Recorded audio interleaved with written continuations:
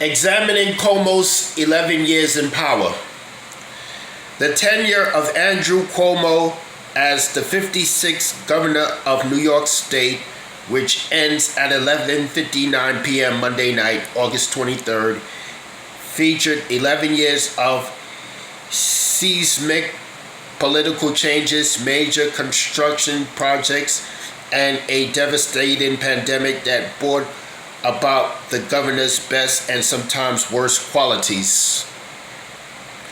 Cuomo had plans to do something that his father, Mario, couldn't do: win elections to the governor's mansion 4 times.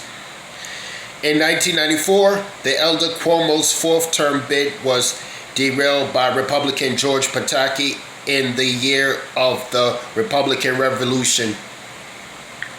But in 2021, the younger incumbent Cuomo's stewardship of the state came to an ignominious end, rocked by a massive sexual harassment scandal in which 11 women came forward to accuse the governor of groping and or making inappropriate statements towards them. The scandal dogged Andrew Cuomo for months, as the governor claimed he did nothing wrong and that his actions were simply misunderstood. He tried to shake it off with apologies and promises of reform, but the damning independent investigation from State Attorney General Lolita James issued on August 3rd made Cuomo's continued leadership in the eyes of Democratic and Republican lawmakers statewide untenable.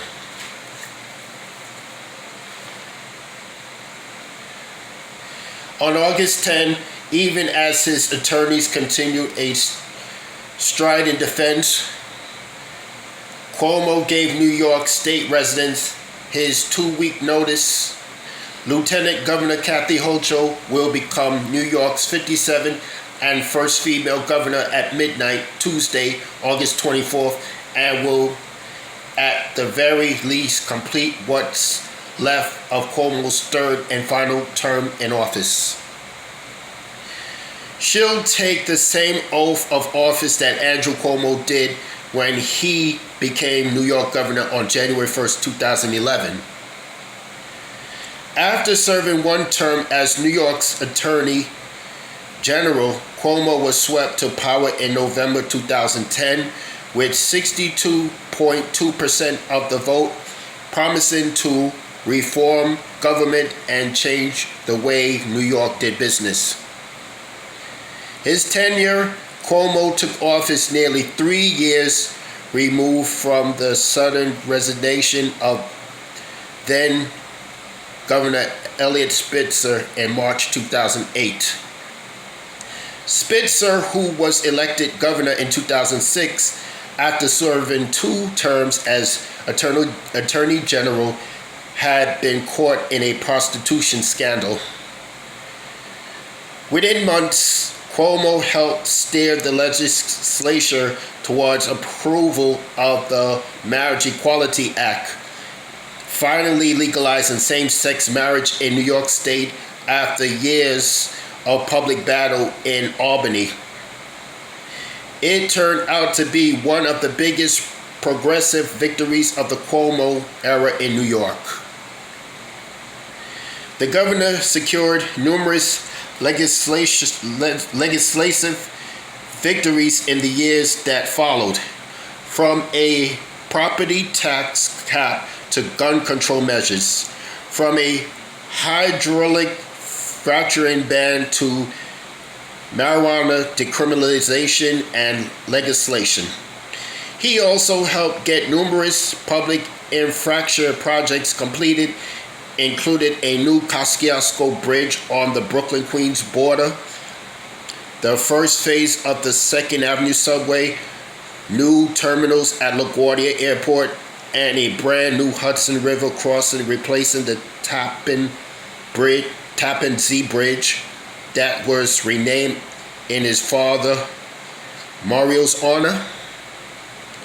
After Superstorm Sandy submerged coastal areas of the city in October 2012, Cuomo led the effort to rebuild the damaged Queens Midtown and Hugh Carey Brooklyn Battery tunnels, along with funding MTA repairs to its tubes.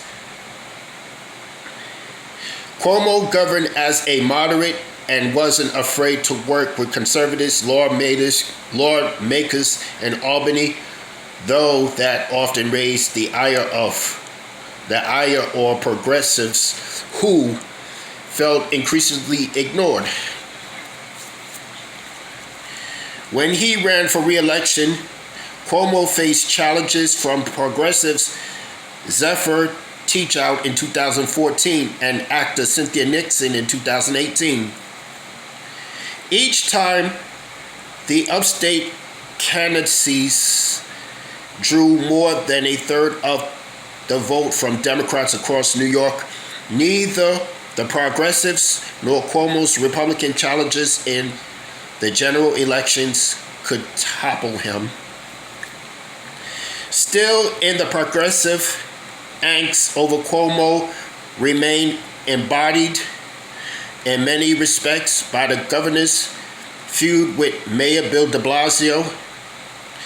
Like a bad 7-year marriage, the governor of New York State and the mayor of its largest tax-based traded barbs and snipes over all kinds of issues, in good times and bad, in sickness and in health. Then the COVID-19 pandemic hit New York in the spring of 2020 with the first official case diagnosed on March 1st. Cuomo won statewide and national praise for his handling of the health crisis that crippled the state. With daily televised press briefings on the pandemic, Cuomo was seen as a stalwart of facts and science in the face of then President Donald Trump's dithering and denial. His unraveling Cuomo's approval rating surged to as high as 77%, and it seems that winning a fourth term was a fait accomplished. But it all unraveled quickly beginning in the winter of 2021, when another investigation by Attorney General James found that the Cuomo administration and the Department of Health failed to be forthright on COVID-19 deaths in nursing homes.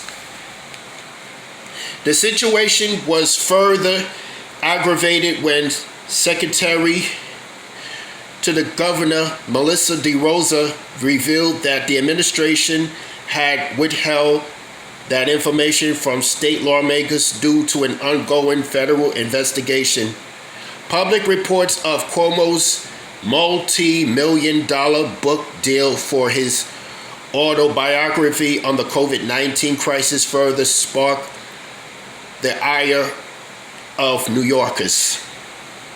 Sexual harassment allegations against Cuomo also surfaced, beginning with former aide Lindsey Boylan's public disclosure on Twitter. As other women came forward to accuse the governor and calls for his resignation mounted, he directed James to open an investigation into the alleged actions. That led to the August 3rd report that outlined accusations made by 11 women and served to be the beginning of the Cuomo era in New York.